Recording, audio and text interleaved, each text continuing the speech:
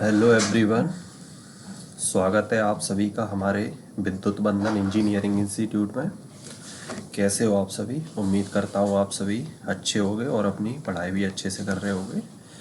तो सबसे पहले आज हम बात कर लेते हैं कि ये वीडियो किसके रिगार्डिंग होने वाला है और इस वीडियो से हम क्या क्या सीखने वाले हैं। सारी चीज़ें हम पर बात करेंगे। लेकिन सबसे पहले आप चैनल पर नए हैं तो चैनल को सब्सक्राइब करें और ऐसी ही इलेक्ट्रिकल इंजीनियरिंग से रिलेटेड आपको जानकारी चाहिए तो चैनल पे बने रहिए। चैनल को लाइक शेयर कमेंट ज़रूर करें। तो मेरे बारे में आपको पता होगा, मैं इलेक्ट्रिकल इंजीनियर हूँ, educator and farmer training officer. तो ये किसके लिए वीडियो हेल्पफुल होने वाली है, सबसे पहले हम बात कर लेते हैं कि ये वीडियो जो स्टूडेंट गवर्नमेंट प्रिपरेशन कर रहे हैं ए जेई एग्ज़ाम की या फिर आईटीआई से डिप्लोमा से रिलेटेड जो भी एग्ज़ाम्स हैं उन सभी के लिए, सेमेस्टर एग्ज़ाम के लिए, जैसे जो स्टूडेंट पॉलीटेक्निक डिप्लोमा या फिर आईटीआई से रिगार्डिंग अपने सेमेस्टर एग्ज़ाम दे रहे हैं उन सभी के लिए होने वाली है। नेक्स्ट, इंटरव्यू प्रिपरेशन, जैसे कि आप किसी कंपनी के लिए प्रिपरेशन कर रहे हो इंटरव्यू के लिए तो उन लोगों के लिए हेल्पफुल रहने वाली है। देन टेक्नीशियन इलेक्ट्रीशियन उन सभी के लिए भी हेल्पफुल हो। Next, lineman and sub station operator आप सभी के लिए भी हेल्पफुल है जो लाइनमैन है या फिर सब स्टेशन ऑपरेटर है, क्योंकि ये वीडियो ट्रांसफार्मर के रिगार्डिंग है। तो ये बेसिकली एक हमारे इलेक्ट्रिकल इंजीनियरिंग का मोस्ट इम्पोर्टेंट और मोस्ट क्रेजी टॉपिक्स है। इसमें से बहुत सारे क्वेश्चंस पूछे जाते हैं इंटरव्यू में, आप सभी को जानकारी होगी। तो आप उम्मीद रखिए मैं आपको इस तरीके से पढ़ाऊँगा कि आपको इंटरव्यू में इससे बाहर कुछ नहीं मिलेगा, जो कुछ होगा इसी से आएगा सब कुछ। तो चलिए स्टार्ट करते बिना किसी देरी के।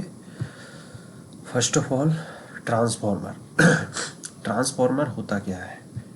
Transformer is a static electrical machines that transfer electrical energy between two और more circuits through mutual induction usually without changing the frequency.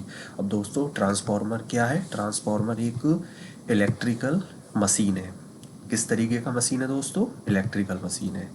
ये करता क्या है बेसिकली? आप सभी ने पढ़ा होगा अपने सेमेस्टर में या फिर कहीं इंटरव्यू में आपने पूछा गया होगा, या फिर आपने किसी गवर्नमेंट के लिए प्रिपरेशन कर रहे हो तो उसके लिए भी इम्पोर्टेंट है और आपको पता होगा। करता क्या है बेसिकली? ये पावर और एनर्जी को ट्रांसफॉर्म करता है। पावर का फॉर्मूला क्या है? P equal to V into I. Okay, right, P equal to V I. यहाँ पर क्या होता है कि वोल्टेज और करंट का जो रेशियो रहता है वो ट्रांसफॉर्म होता है। ट्रांसफॉर्म का मतलब चेंज होता है। एक्चुअली में आपने, जैसे कि अभी हम बात करेंगे एप्लीकेशंस पर, तो ये जो पावर है ये आपकी ट्रांसफॉर्म होती है, ठीक है, ना कि क्या क्या ट्रांसफॉर्म होता है? फ्रिक्वेंसी। फ्रिक्वेंसी आपकी क्या रहती है? कांस्टेंट रहती है। फ्रिक्वेंसी चेंज नहीं होती है आपकी, लेकिन पावर आपकी ट्रांसफॉर्म होती है। ओके, तो ये बात समझ में आई आपको कि ट्रांसफॉर्मर है, ट्रांसफॉर्मर में एनर्जी ट्रांसफॉर्म होती है एक सर्किट से दूसरे सर्किट में। और क्या ट्रांसफॉर्म होता है, यानी कि क्या चीज़ें बदलती हैं? वोल्टेज और करंट का लेवल बदलता है। वोल्टेज कम होता है, ज़्यादा होता है, अकॉर्डिंग टू द एप्लीकेशंस।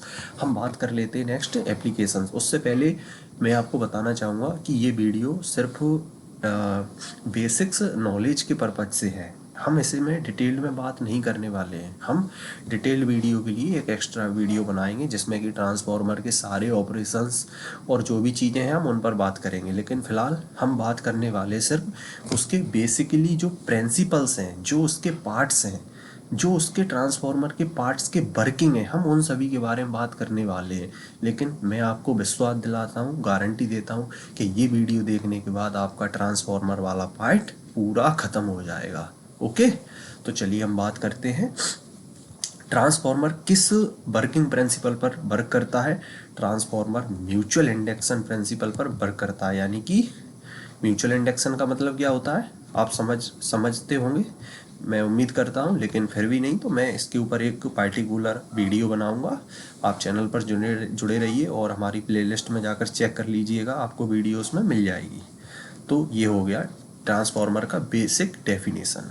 अब हम बात करते हैं ट्रांसफार्मर का डायग्राम। दोस्तों, आप सभी लोग देख पा रहे होंगे कि जो दिख रहा है फिगर में आपको कुछ इस तरीके का, ये देखो आप, ये ट्रांसफार्मर जो है ये 220 केवी सब स्टेशन का ट्रांसफार्मर है और ये 132 केवी का ट्रांसफार्मर है। 132 केवी टू 33 केवी का ट्रांसफार्मर है। ओके, ये जो आप देख पा रहे होंगे ये जो है ट्रांसफार्मर। तो ये ट्रांसफार्मर बेसिकली करता क्या है, मैंने आपको बता दिया, आपको बेसिक ओवरव्यू मिल गया होगा। ये इसके सारे पार्ट्स हैं, कुछ इस तरीके से माउंटेड होता है सब स्टेशन में। ये रखा हुआ है एक ट्रांसफार्मर। तो नेक्स्ट हम बात कर लेते हैं इसके बाकी पार्ट्स पर।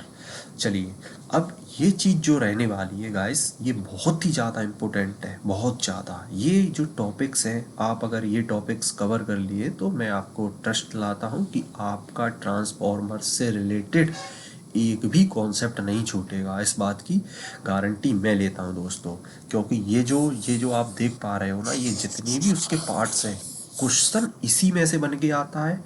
और जो ट्रांसफॉर्मर का पूरा जो नॉलेज है वो इससे बाहर कहीं नहीं मिलेगा आपको।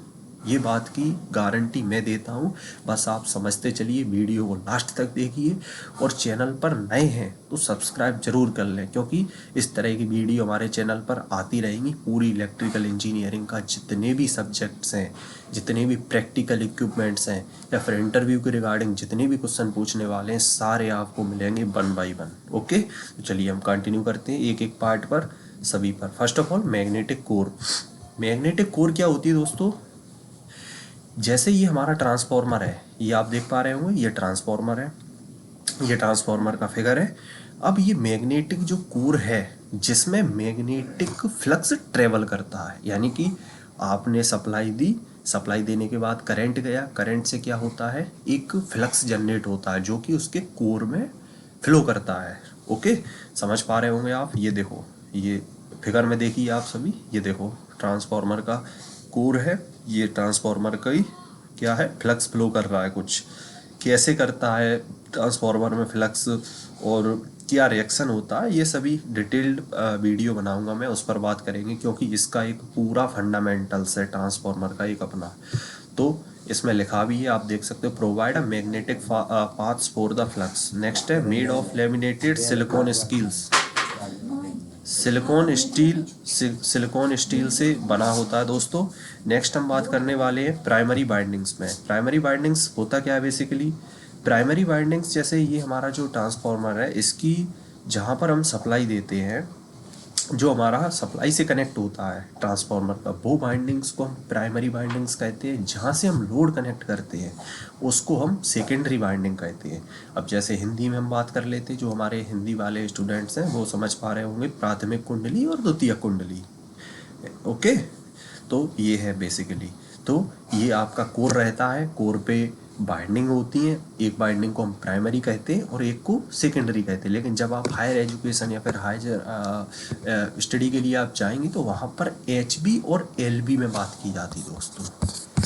HB एंड LV मतलब high voltage binding and low voltage binding. ये करती क्या है, इनपुट से सप्लाई को ले जाती है और क्या मैग्नेटिक फ्लक्स प्रोड्यूस करती है, किसमें, कोर में। आपको समझ आया होगा, उम्मीद करता हूँ। बाकी next secondary binding. Secondary binding क्या करती है दोस्तों, ये सप्लाई से प्राइमरी कनेक्ट होती है, अंदर मैग्नेटिक फ्लक्स बनता है, EMF प्रोड्यूस होता है और करंट आपका जनरेट होता है द्वितीय मतलब सेकेंडरी। तो क्या होता है यहाँ पर, ये जो EMF जनरेट होगा, ये EMF को लोड तक ले जाएगी दोस्तों। ये है बेसिकली इसका काम सेकेंडरी का। ये लिखा भी है, voltage is induced due to primary flux की वजह से क्या होगा, इसमें वोल्टेज जनरेट होगा, जिसको हमारा जो ट्रांसफार्मर है वो क्या करेगा, जो उसकी बाइंडिंग्स है वो EMF को ले जाएगी। और वहाँ से आप अपने घरों के पास देखते होंगे ऑब्वियसली कि हमारा लोड कनेक्ट होता है, तो वो सेकेंडरी बाइंडिंग के थ्रू ही एनर्जी ट्रांसफ़र होती है और उसी के थ्रू हमारे पास सप्लाई आती है। बेसिकली सिंपल है, आप समझ पा रहे होंगे। नेक्स्ट है इंसुलेशन। दोस्तों ये सबसे इम्पोर्टेंट रहने वाला है। इंसुलेशन बेसिकली होता क्या है, इंसुलेशन हमारी जो बाइंडिंग है और कोर है उसको आइसोलेट करता है। बेसिकली मैंने आपको बताया कि कोर क्या है, कोर वह है जिसमें मैग्नेटिक फ्लक्स ट्रेवल करता है। ओके, देन बाइंडिंग क्या है, जो करंट को ले जाता है, हमारे ट्रांसफॉर्मर में बाइंडिंग्स में, तो इन दोनों के बीच में एक इंसुलेशन दिया जाता है जिससे कि क्या ना हो, जिससे कि एडी करंट लॉस जनरेट ना हो, वरना हमारे लॉसेस और जनरेट होंगे। तो बेसिकली इसके लिए हम क्या करते हैं, ट्रांसफॉर्मर की बाइंडिंग और कोर के बीच में इंसुलेशन का यूज करते हैं दोस्तों। आ गया समझ में। नेक्स्ट, ट्रांसफॉर्मर का टैंक। ट्रांसफॉर्मर का टैंक क्या होता है? ट्रांसफॉर्मर का टैंक कुछ इस तरीके का होता है। फिगर में आप नोटिस करिए, ये जो ट्रांसफॉर्मर है इसका फिगर आप देख पा रहे होंगे। इस फिगर में साफ साफ दिख रहा है कि ये ट्रांसफॉर्मर है, माउंटेड है सब स्टेशन में, और ये जो पर्सन खड़ा है ये कोई और नहीं, ये मैं ही हूँ।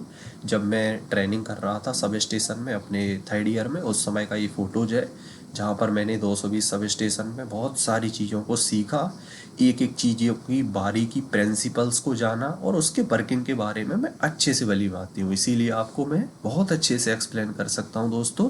आप ट्रस्ट कीजिएगा, जो चीज़ें मैं बता रहा हूँ वो एक्चुअली है। ओके, तो ट्रांसफॉर्मर का टैंक क्या है? ट्रांसफॉर्मर का टैंक जो होता है वो बेसिकली किस पर्सपेक्टिव से होता है? ट्रांसफॉर्मर के टैंक में ऑयल भरा होता है, आप सभी जानते हो। ऑयल के साथ साथ क्या होता है, उसमें बाइंडिंग भी रखी होती है। जो हमारी प्राइमरी सेकेंडरी है वो किस में रहेगी? टैंक में रहेगी, और कोर उसके ऊपर रहता है। आप समझ पा रहे होंगे। ये करता क्या है टैंक? बेसिकली ये प्रोटेक्शन भी देता है। जो टैंक है वो बेसिकली प्रोटेक्शन भी देगा, क्योंकि मोस्टली काम किसका है? काम है हमारे बाइंडिंग्स का। बाइंडिंग्स के थ्रू हमारी क्या होती है, यहाँ पर सप्लाई लोड सप्लाई आती है बाइंडिंग के, मतलब बाइंडिंग में आती है, और हमारी जो सप्लाई लोड है वो भी जो हमारा एनर्जी है वो लोड तक जाती है कोर के थ्रू। लेकिन दोस्तों आपको पता होना चाहिए कि जो हीट है वो क्या होता है, I²RT फॉर्मूला है। ओके, तो यहाँ पर क्या होगा कि रजिस्टेंस आपका जैसे ही बढ़ेगा वैसे ही हीट बढ़ेगा। और रजिस्टेंस क्यों बढ़ेगा? रजिस्टेंस इसलिए बढ़ेगा कि जो हमारा करंट है, एडी करंट लॉस बनेगा कोर में, बाइंडिंग लपेटी गई है, तो उसको रिड्यूस करने के लिए यहाँ पर ऑयल का यूज करते हैं, जो कि हीट को कम करता है, रेजिस्टेंस को कम करता है, लॉसेस कम होते हैं, और हमारा ट्रांसफॉर्मर आग नहीं लगती, जिसमें हम बोलें कि ब्लास्ट नहीं होता है। नेक्स्ट बात करते हैं ट्रांसफॉर्मर का ऑयल। ये सबसे इम्पोर्टेंट कॉन्सेप्ट रहने वाला है। ये मोस्टली इंटरव्यू में पूछा भी गया है और पूछा भी जाता है, क्योंकि मैंने खुद 2-3 इंटरव्यू में फेस किया ये क्वेश्चन को पूछा जाता है। किस लिए? देखो, ट्रांसफॉर्मर का ऑयल दोस्तों कुछ इस तरीके का होता है, ये देखो आप देख पा रहे होंगे। ट्रांसफॉर्मर का ऑयल बेसिकली पार्ले कलर का होता है, येलो पार्ले कलर। आप देख पा रहे होंगे, ये जो फिगर है ये येलो पार्ले कलर है। तो 2 तरीके का हम यूज करते हैं, नेप्था और पैरा। मोस्टली नेप्था पैरा यूज करते हैं हम हमारे ट्रांसफॉर्मर में ऑयल भरने के लिए। ठीक है, ट्रांसफॉर्मर में किस लिए यूज किया जाता है? Cooling and insulation. क्योंकि मैंने आपको बताया ऑयल भरा होगा तो वो हीट को क्या करेगा? एब्जॉर्ब करेगा। किससे? हमारे कोर से और सप्लाई से, जिससे कि क्या ना होगा, हीट ज़्यादा जनरेट नहीं होगी। तो मेनली इसका काम क्या है ऑयल का, कि हीट को रिड्यूस करना और कूलिंग पहुंचाना। एक तरीके की इंसुलेशन का भी काम करता है। किस किस के बीच में? बाइंडिंग और कोर के बीच में दोस्तों। Next, conservator tank. Conservator tank बहुत ही ज़्यादा इम्पोर्टेंट पार्ट्स है ट्रांसफॉर्मर का, जो कि किस लिए यूज करते हैं हम इसका दोस्तों? जो हमारा ऑयल होता है टैंक में भरा होता है, समझिएगा। देखो, इस बात को अच्छे से समझो, जो मैं बता रहा हूँ ये बहुत ही ज़्यादा इम्पोर्टेंट है। कोई नहीं बताएगा आपको ये वाली बात कि कंजर्वेटर टैंक का यूज क्यों करते हैं। कंजर्वेटर टैंक ये है, ये वाला, ये कंजर्वेटर टैंक है, ये मेन टैंक है। इसके बीच में एक होती है नली, ये वाली पाइप। ये क्या होता है कि ट्रांसफॉर्मर का जो टैंक है इसमें ऑयल भरा होता है। जब हमारा फॉल्ट होता है या फिर ओवरलोड की कंडीशन आती है, उस समय क्या होता है कि इसमें गैस ऑक्सीडाइज होने लगती है। गैस ऑक्सीडाइज का मतलब है कि गैस बनेगी टैंक में। जब गैस बनेगी तो फिर क्या होगा? गैस बनने से उसमें हीट जनरेट होगी। हीट बनने से क्या होगा? तेल का जो लेवल है, ऑयल का जो लेवल है वो ऊपर आएगा। जब ऊपर आएगा तो उसमें बहुत ज़्यादा प्रेशर लगेगा। जो प्रेशर लगेगा तो हमारा टैंक क्या हो सकता है गाइस, ब्लास्ट हो सकता है। उससे बचने के लिए हम कंजर्वेटर टैंक का यूज करते हैं। जब हमारा ऑयल का लेवल बढ़ने लगेगा तो यहाँ पर ऑयल ट्रांसफ़र हो जाएगा कंजर्वेटर टैंक में। समझ पा रहे हो आप मेरी बात को। और जब ऑयल ठंडा हो जाएगा, गैस ख़त्म हो जाएगी, उसके बाद देन फिर चला जाएगा ये टैंक में। मोस्टली आप आइडिया लगा सकते हो आप। तो ये लिखा भी है एक्सपेंशन एंड कंस्ट्रक्शन, इसके लिए हम यूज करते हैं। और ये माउंट कहाँ पर होता है, मेन टैंक के ऊपर माउंट होता है। देन हम बात करते हैं ब्रीदर। ब्रीदर क्या है दोस्तों, बेसिकली ये एक तरीके का एब्जॉर्बर है। यानी कि जैसे ही ट्रांसफॉर्मर में इन्वायरमेंट या फिर एक तरीके से आप समझ लीजिए कि इन्वायरमेंट का इफेक्ट पड़ता है, उस समय क्या होता है कि ह्यूमिडिटी आ जाती है हमारे सराउंडिंग ट्रांसफॉर्मर। तो उसमें क्या होता है कि इवापोरेशन होने के कारण ट्रांसफॉर्मर में मॉइस्चर जाने लगता है। क्या जाने लगता है, मॉइस्चर। और मॉइस्चर से आपको पता है कि ट्रांसफॉर्मर का ऑयल की जो क्वालिटी है वो बहुत ज़्यादा डिग्रेडेड होने लगेगी। तो उससे बचने के लिए हम क्या करते हैं, यहाँ पर ब्रेदर का यूज करते हैं। जैसे ही ऑयल आपका एक्सपेंड करता है, यानी कि फॉल्ट आया, ऑयल आपका ऑक्सीडाइज हुआ, गैसेस बनी, गैसेस बनने से क्या हुआ, ऑयल आपका कंजर्वेटर टैंक में गया। लेकिन पॉइंट यही आता है, फैक्ट यही है कि जब ऑयल आपका एक्सपेंड करता है, उस समय जब ये मतलब रिड्यूस होता है ऑयल टैंक से, मेन कंजर्वेटर टैंक से मेन टैंक में वापस आता है, तो उस समय क्या करते हैं हम कि जो हमारा ट्रांसफॉर्मर है वो इनहेल और एक्सहेल वाली प्रॉपर्टी सेम फॉलो करता है, जैसे ह्यूमन बींग्स है। ह्यूमन बींग्स क्या करते हैं, बेसिकली आपको जानकारी होगी, रेस्पिरेशन सिस्टम है। उसी तरीके का ट्रांसफॉर्मर का भी रेसिप्रेशन सिस्टम है। तो ये क्या करता है, बेसिकली ये भी श्वास की तरह श्वास लेता है, इस तरीके से जैसे हम ले पा रहे हैं। समझ पा रहे हो आप। तो उस समय क्या होगा, इसमें श्वास लेते समय नमी आ जाएगी, तो उस नमी को ये सोख लेता है, ये लगा रहता है, कंजर्वेटर टैंक से कनेक्टेड रहता है ये ब्रीदर जेल। तो जब ये नया हम इसको इंस्टॉल करते ट्रांसफॉर्मर के साथ, तब कुछ ब्लू होता है, ये देख पा रहे हो आप फिगर में, ओके। लेकिन जब इसकी क्वालिटी डिग्रेड होने लगती है तो फिर ये लास्ट में कुछ इस तरीके का पिंक कलर का हो जाता है ये। तो मोस्टली क्या करता है, ये ड्राइज the air entering the conservator, यानी कि जब हमारी एयर एंटर करती है तो उस समय ये जो हमारी वेट होती है उसको एब्जॉर्ब कर लेता है। Next, prevent moisture from entering the oil, यानी कि जो हमारी मॉइस्चर है उससे हमें क्या पहुंचाता है, सेफ्टी, प्रोटेक्शन। नेक्स्ट बात करते हैं रेडिएशन एंड कूलिंग ट्यूब्स में। तो ये बेसिकली क्या है दोस्तों, आप समझ पा रहे होंगे, मैंने आपको बताया कि ट्रांसफॉर्मर में जैसे ही ऑयल होता है, ऑयल किस लिए यूज किया जाता है ट्रांसफॉर्मर में, ऑयल हीट को रिलीज करने के लिए यूज किया जाता है बेसिकली। जैसे ही उसमें हीट डेवलप हुई, हीट से क्या होगा, ट्रांसफॉर्मर ब्लास्ट भी हो सकता है। उससे बचने के लिए यहाँ पर क्या करते हैं हम, ऑयल का यूज करते हैं। लेकिन जैसे ही ज़्यादा हीट होती है, समर का सीजन आता है, उस समय ये बहुत ज़्यादा हीट ले लेता है, तो उस समय हम क्या करते हैं, कूलिंग ट्यूब्स देते हैं ट्रांसफॉर्मर। ये क्या करता है, कूलिंग की तरह इसको ठंडा रखने के लिए यूज किया जाता है। और ये 5 MVA के ऊपर ट्रांसफॉर्मर है, उसमें यूज किया जाएगा मोस्टली। नेक्स्ट बात करते हैं बुकल्ज रिले। बुकल्ज रिले क्या होती है, बुकल्ज रिले एक तरीके की रिले होती है जो ट्रांसफॉर्मर में यूज की जाती है। ये गैस सैचुरेटेड रिले है, मतलब जब हमारा फॉल्ट आया उस समय ये अलार्म देता है। जैसे मैंने बताया, फॉल्ट की 2 ही कंडीशन होती है, first short circuit, second overload. तो जब हमारा ओवरलोड होता है उस समय ये अलार्म जनरेट करता है, और जब इंटरनल फॉल्ट यानी कि जब शॉर्ट सर्किट होता है बाइंडिंग में या कुछ इशू आता है उसके ट्रांसफॉर्मर के अंदर OTI WTI से रिलेटेड, उस समय क्या होता है, ये एक शॉर्ट सर्किट जो ट्रिपिंग सिग्नल है वो ये बुकल्ज रिले है वो जनरेट करके हमारे कंट्रोल पैनल रूम में भेजती है, और वहाँ से ये ट्रांसफॉर्मर ट्रिप हो जाता है मोस्टली। ओके, आप समझ पा रहे होंगे। नेक्स्ट बात करते हैं PRV रिले। ये PRV रिले होता है। PRV रिले करता क्या है बेसिकली, PRV रिले एक तरीके का, जब हमारा गैस बन जाता है टैंक में तो इसको रिलीज करने के लिए एक वाल्व है, लिखा है बेंट, एक्सप्लोजन बेंट, यानी कि प्रेशर को रिलीज करने के लिए। हम इसको यूज करते हैं जिससे कि हमारा जो गैस है और जो हमारा क्वालिटी ऑयल की वो डिग्रेडेड ना हो, गैस निकल जाए, हमारा ऑयल सही हो जाएगा। नेक्स्ट बात करते हैं OTI WTI। ये बेसिकली एक ही चीज़ है, ये OTI एंड WTI। ये होता क्या है OTI एंड WTI? ये दो बहुत ही ज़्यादा इम्पोर्टेंट पैरामीटर हैं और किस लिए यूज किए जाते हैं मैं क्लियर कर देता हूँ। ये जो दो तरीके के इंडिकेटर या फिर सेंसर होते हैं, ये यूज किए जाते हैं जब हमारा फॉल्ट आता है ऑयल में, उस समय OTI यूज किया जाता है। जब हमारा फॉल्ट होता है थ्रू द बाइंडिंग, उस समय हम WTI का यूज करते हैं। ये हमारे ट्रांसफार्मर के DGA से कनेक्टेड रहते हैं ये दोनों सेंसर्स।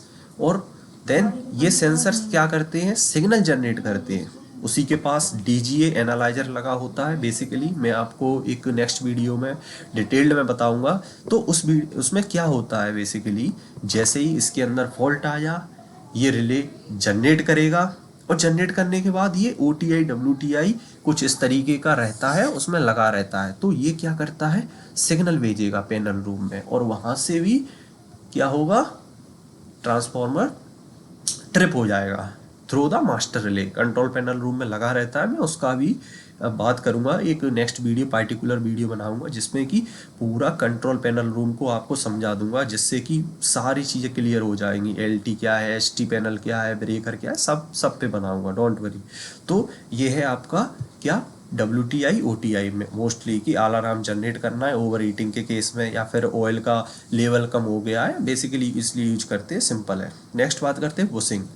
बुशिंग क्या होती है, बेसिकली आपने एनर्जी को सप्लाई दी प्राइमरी वाइंडिंग्स में, देन उसके बाद आपने लोड से क्या लोड के लिए आपने क्या ली, energy through the secondary winding.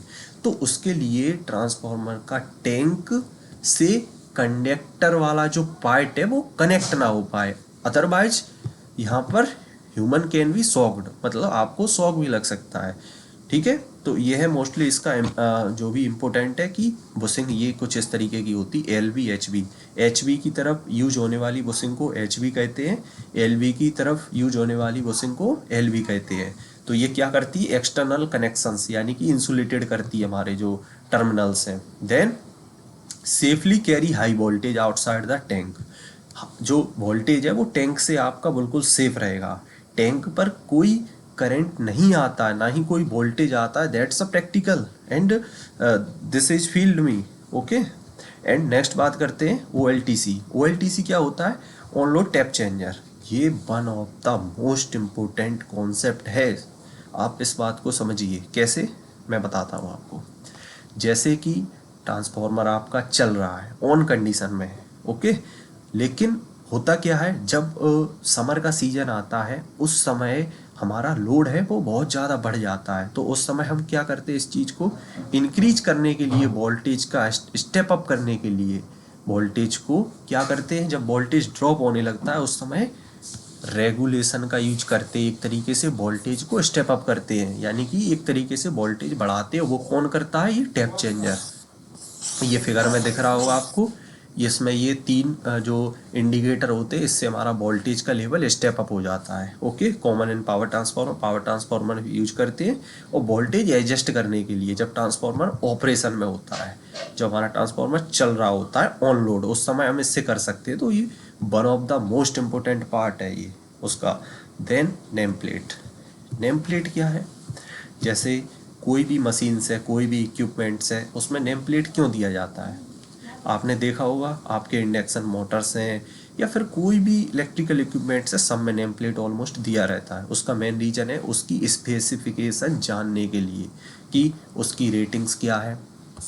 Rating first of all उसकी जो रेटिंग हो गई उसकी, उसके बाद उसकी करंट कितना है, वोल्टेज कितना है उसमें, उसके बाद उसका बर्डन कितना है। सारी चीज़ें जानने के लिए हम क्या यूज करते हैं, ये नेम प्लेट।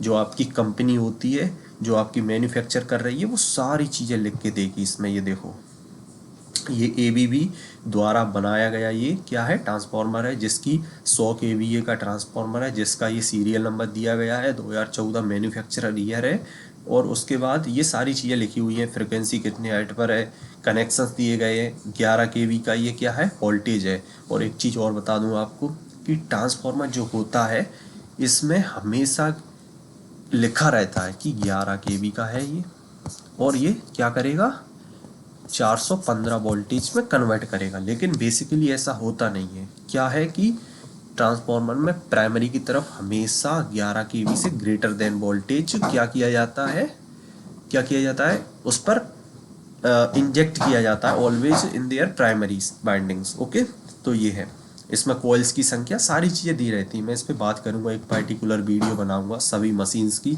इंडक्शंस हो, आपकी डीसी हो, सिंक्रोनस हो, और आपका ये ट्रांसफार्मर हो, बाकी और भी अदर इक्विपमेंट्स हैं, उन सभी का एक पर्टिकुलर वीडियो बनाऊंगा जिसमें सारी डिटेल आपकी दी गई हो। नेक्स्ट बात करते हैं हम लॉसेस। तो यहाँ तक इसके पार्ट हो गए ख़त्म दोस्तों, ये सारे थे, आप समझ में आए होंगे। और जो भी इसमें आपको डाउट रह गया है प्लीज़ आप फ्री होकर बिल्कुल फील कर कर आप इस कमेंट में पूछ सकते हैं, मैं आपको रिप्लाई में ज़रूर बताऊंगा। उसके बाद भी अगर कोई रह जाता है तो आप मुझसे कमेंट में बताइएगा, मैं नेक्स्ट वीडियो बनाऊंगा डिटेल में। नेक्स्ट बात करते हैं लॉसेस इन ट्रांसफार्मर। ये हो गए आपके कंस्ट्रक्शन पार्ट। अब लॉसेस भी होते ट्रांसफार्मर दोस्तों, आपको पता होगा कि जैसे सप्लाई आई, सप्लाई आने के बाद क्या होता है कि ट्रांसफार्मर में वोल्टेज ड्रॉप भी होता है, लॉसेस भी होते हैं, जिन्हें हम क्या कहते हैं, लॉसेस। पहला होता है कॉपर, दूसरा होता है आयरन, तीसरा होता है स्ट्रे, चौथा होता है डाइलेक्ट्रिक। समझ पा रहे हो आप? अब इन चारों लॉसेस के बारे में हम बात कर लेते हैं। जैसे कि कॉपर लॉस। कॉपर लॉस क्या है? ट्रांसफार्मर में कॉपर कहाँ पर यूज होता है? बाइंडिंग में यूज होता है। तो बस सिंपल है, बाइंडिंग में होने वाले लॉसेस को कॉपर लॉस कहेंगे। जैसे कि उसका रेजिस्टेंस बढ़ गया तो ये क्या हो गया, उसका कॉपर लॉसेस हो गया। करंट कम हो गया, क्या हो गया, कॉपर लॉस हो गया। Next iron loss. Iron loss क्या होता है दोस्तों, आपको पता होगा कि आयरन मतलब उसका कोर। कोर में दो तरीके के लॉस हो सकते हैं, हिस्टेरिस और एडी। ये क्या होता है, दोनों को आपका बेसिक इंट्रो करा देता हूँ, बाकी इसमें हम डिटेल में बात करेंगे। Hysteresis losses and eddy. Hysteresis losses क्या होता है, जैसे कि आपको पता होगा कि ट्रांसफार्मर में 50 हर्ट्ज सप्लाई आती है, तो जब ये हमारे कोर में जाती है तो हमारे कोर में क्या है, मैग्नेटिक फील्ड बनती है, क्योंकि मैग्नेटिक मटेरियल है ट्रांसफार्मर के लिए, जो कि क्या लिया जाता है, फेरोमैग्नेटिक मटेरियल लिया जाता है ट्रांसफार्मर में। फेरोमैग्नेटिक मटेरियल की एक क्या है, एक प्रॉपर्टीज है, जो कि रिवर्सल उसके डायपोल्स होते हैं एवरी 1 साइकिल में, यानी कि 1 साइकिल में 2 बार उसके जो डायपोल्स है वो रिवर्सल प्रॉपर्टी को एडजस्ट करते हैं। यानी कि 50 हर्ट्ज फ्रिक्वेंसी एसी की वो 100 हर्ट्ज फ्रिक्वेंसी में कन्वर्ट हो जाती है ट्रांसफार्मर के लिए। समझ पा रहे हो आप? तो उसी समय जो लॉसेस होते हैं मैग्नेटिक मटेरियल में साइकिल बनने के लिए, क्योंकि 2 साइकिल बनना 1 सेकंड में कंपलसरी है, मतलब 100 साइकिल बनना कंपलसरी है 1 सेकंड में, तो जो उसके लिए एनर्जी चाहिए वो हिस्टेरेसिस एनर्जी होती है, और उसी को हिस्टेरेसिस लॉस बोलते हैं। और एडी करंट लॉस क्या है? एडी करंट लॉस बेसिकली वो होता है कि जैसे आपकी बाइंडिंग है, और बाइंडिंग क्या है, इंसुलेटेड है, तो जो इंसुलेटेड है उसी एरिया में आपको पता होगा कि जो हमारी उसके अंदर भी क्या होता है, एक मैग्नेटिक फील्ड बनता है और करंट ट्रेवल करती है, तो जो ट्रेवल करंट है वो उसी के अंदर रहती है। तो बेसिकली होता क्या है, उसी के अंदर भी लॉसेस होते हैं, लेकिन वो कम एरिया में लॉसेस होते हैं। इसके बारे में मैं एक डिटेल्ड वीडियो में बात करूंगा कि hysteresis loss and eddy current loss होते क्या है। नेक्स्ट बात करते हैं हिस्टेरिस एंड डाइलेक्ट्रिक लॉस। हिस्टेरिस लॉस क्या होते हैं कि ट्रांसफार्मर में लीकेज भी होता है। आपको पता होगा कि मैग्नेट का भी लीकेज होता है और करंट का भी लीकेज। करंट का लीकेज किसके थ्रू होता है दोस्तों, एडी करंट के फॉर्म में। और मैग्नेटिक का जो लीकेज होता है वो क्या होता है, रिलक्टेंस होता है, जिसको हम एक पार्टिकुलर वीडियो में हम सारी पैरामीटर्स बात करेंगे। तो स्टेलॉस क्या होता है कि जो हमारा मैग्नेटिक लीकेज है वो मैग्नेटिक लीकेज होता है, जिसे हम स्टे लॉस बोलते हैं। देन डाइलेक्ट्रिक लॉस क्या है, ऑयल में होने वाले लॉसेस को हम डाइलेक्ट्रिक लॉस बोलते हैं। इसका हमें पता कैसे चलता है, इसके लिए हम बीडीवी टेस्ट करते हैं, बीडीवी, और एक और टेस्ट करते हैं ट्रांसफार्मर में ऑयल के लिए, तो ये दो टेस्ट हैं इसके लिए, किसके लिए, बाइंडिंग के लिए और कोर के लिए, और दो ये हैं उसकी जो क्वालिटीज है उसको चेक करने के लिए। नेक्स्ट बात करते हैं power transformer and distribution transformer. दोस्तों ये लास्ट स्लाइड रहने वाली इस वीडियो की, उम्मीद करता हूँ आप सभी को यहाँ तक समझ में आया होगा। तो बेसिकली एक्चुअल में है क्या है, मैं आपको सारी चीज़ें कंप्लीट कराने वाला हूँ, आप बस चैनल से जुड़े रहिए मेरे से। चैनल पर नए हैं तो मैं एक बार आप सभी से रिक्वेस्ट करना चाहूँगा कि चैनल को सब्सक्राइब जरूर करें, क्योंकि यहाँ पर आप आए हैं तो मैं आपको उम्मीद दिलाता हूँ कि मैं आपको इलेक्ट्रिकल इंजीनियरिंग की, चाहे आपकी फील्ड रिलेटेड चीज़ें हों या फिर आपकी सब्जेक्टिव रिलेटेड चीज़ें हों, मैं आपकी सारी चीज़ें ऑलमोस्ट क्लियर करने वाला हूँ। इसके बाद आपको कहीं भी जाना नहीं पड़ेगा किसी भी चैनल पर। ये मैं आपका एक आप ट्रस्ट कर सकते हैं मुझ पर। तो मैं चलिए बात करता हूँ नेक्स्ट कॉन्सेप्ट पर। बेसिकली अब बात करेंगे power and distribution transformer. Power transformer क्या होता है, ये देखो दिख रहा होगा आपको फिगर में, ये डिस्ट्रीब्यूशन ट्रांसफॉर्मर है जो आप फिगर में देख पा रहे होंगे। इन दोनों में बेसिकली डिफरेंस क्या है, इन दोनों में डिफरेंस बेसिकली ये है कि पावर ट्रांसफॉर्मर है ये हमेशा हाई पावर के लिए यूज किया जाता है, हाई वोल्टेज रेटिंग के लिए यूज किया जाता है, हाई करंट रेटिंग के यूज किया जाता है। और जो डिस्ट्रीब्यूशन ट्रांसफॉर्मर है ये लो वोल्टेज के लिए यूज किया जाता है, LV और ये HV। बस ये डिफरेंस है दोस्तों, बेसिकली आप समझ जाइए। जहाँ पर हाई वोल्टेज होगा वहाँ पर पावर ट्रांसफॉर्मर, जहाँ पर लो वोल्टेज होगा वहाँ पर LV ट्रांसफॉर्मर, डिस्ट्रीब्यूशन ट्रांसफॉर्मर। जैसे कि सब स्टेशन, पावर स्टेशन जितने भी हैं 765 kV, 400 kV, 220 kV और आपका 132 kV, 33 kV, 11 kV तक, 11 kV तक हम हमेशा, 33 kV तक, 66 kV तक हम हमेशा पावर ट्रांसफॉर्मर का यूज करते हैं। और जो हमारा स्मॉल वोल्टेज रेटिंग है 11 kV, 6.6 kV, 3.3 kV, 415 volt, 230 volt, वहां पर हमेशा किसका यूज करते हैं, डिस्ट्रीब्यूशन ट्रांसफॉर्मर का। ये ट्रांसमिशन में यूज करते हैं इसको और ये डिस्ट्रीब्यूशन में यूज करते हैं डिस्ट्रीब्यूशन ट्रांसफॉर्मर को। ये हमेशा स्टेप अप स्टेप डाउन के लिए यूज किया जाता है, ये हमेशा स्टेप डाउन के लिए यूज किया जाता है दोस्तों।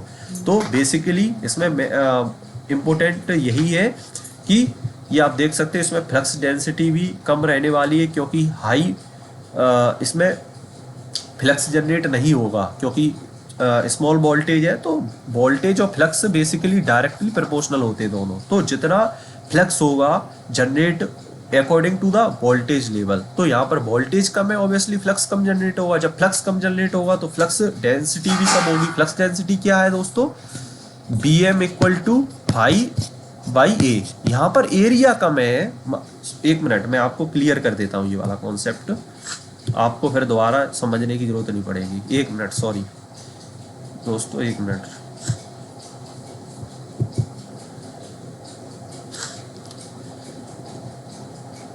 Just 1 minute. जैसे कि मैंने आपको बताया कि BM इक्वल टू, इधर बता देता हूं दोस्तों, BM equal to ∅/A, BM equal to ∅/A। अब ये होता क्या है बेसिकली, मैं आपको, एक मिनट दोस्तों,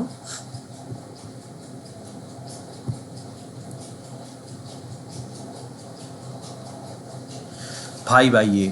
यहां पर जैसे ही आप एरिया को क्या करते हो, एरिया को आप जैसे ही कम करोगे आपका जो ∅m है वो बढ़ जाएगा, और जैसे ही आप एरिया को बढ़ाओगे ∅m घट जाएगा। अब यहाँ पर बेसिकली होता क्या है कि छोटे ट्रांसफॉर्मर है वहाँ पर आप इसको कम करते हो तो BM भी घट जाता है। ये होता है basically BM equal to ∅m equal to BM into A net.